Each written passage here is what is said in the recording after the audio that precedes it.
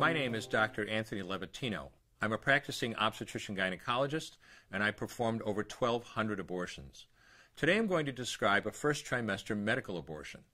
This is a procedure in which the mother swallows pills in order to terminate her baby, and it is performed up to the 10th week of pregnancy. The procedure involves 2 steps. Step 1. At the abortion clinic or doctor's office, the woman takes pills which contain mifepristone, also called RU46. RU46 blocks the action of a hormone called progesterone. Progesterone is naturally produced in the mother's body to stabilize the lining of the uterus.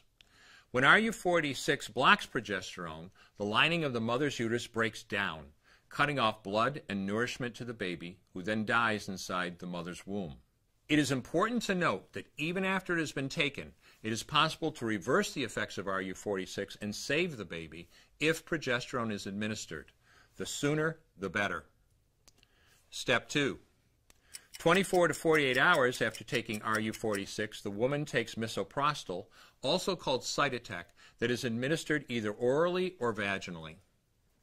RU46 and misoprostol together cause severe cramping, contractions, and often heavy bleeding to force the dead baby out of the woman's uterus.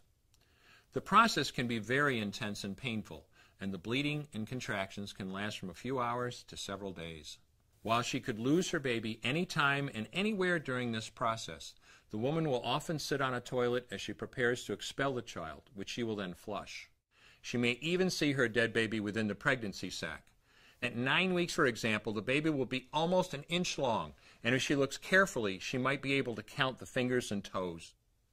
After she has disposed of her baby, the woman may have bleeding and spotting for several weeks.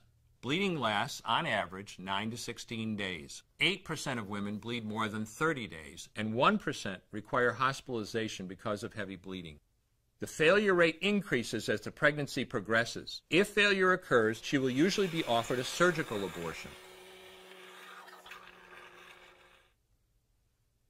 For the mother, medical abortion often causes abdominal pain, nausea, vomiting, diarrhea, headache, and heavy bleeding.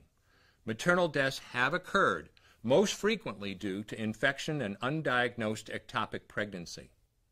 As I mentioned at the beginning, I'm Dr. Anthony Levatino, and in the early part of my career as an OBGYN, I performed over 1,200 abortions. One day, after completing one of those abortions, I looked at the remains of a preborn child whose life I had ended, and all I could see was someone's son or daughter. I came to realize that killing a baby at any stage of pregnancy for any reason is wrong. I want you to know today, no matter where you're at or what you've done, you can change. Make a decision today to protect the preborn. Thank you for your time. But you know what? When you and I take up this call and we talk about abortion, if we speak about it in church, we're told we're too political. If we speak about it in the political arena, we're told we're too religious.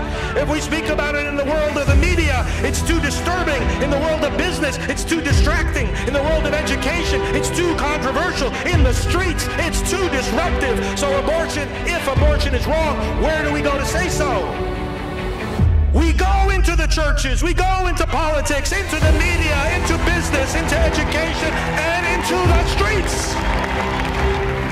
Some churches haven't wanted to get involved in political hassles with the government, so they've been silent on abortion. They didn't want to get involved in hassles from the government. They didn't want to take the fight to the government.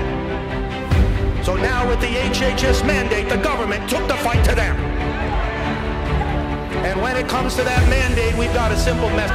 We will obey God rather than men. As Alveda can tell us, her uncle said one day to the civil rights movement, we've got a lot of obstacles in our way, but we're not going to let anything turn us around. We're not going to let no dogs turn us around, no water hoses turn us around, no police clubs or jail sentences, and we're not going to let any injunctions turn us around. And so today I say to you, in the pro-life movement, no Planned Parenthood is going to turn us around. No biased media is going to turn us around. No HHS mandate is going to turn us around. No Obama administration is going to turn us around.